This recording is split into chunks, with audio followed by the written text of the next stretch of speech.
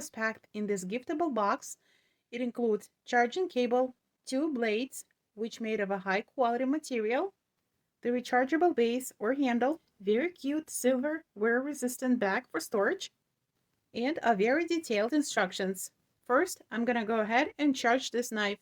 It shows red light when charging and a green light when it completely charged. And now it's time to test it out. You want to keep this protective bag on when inserting the blades into a base. And also you want to make sure that you hear 2 clicks. That means it is totally in position. To turn on the knife, press on this button and slide it up, and the blades will start moving. Release all the buttons when done. Now I'm gonna cut a butter and some different meats. I was amazed how quick and easy it cuts the meat.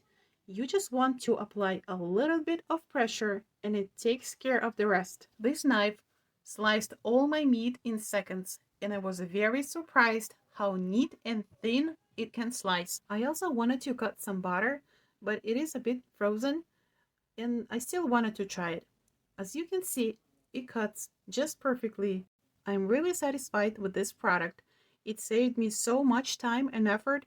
So if you're looking to save your time and effort, then this electric knife will be a wonderful choice.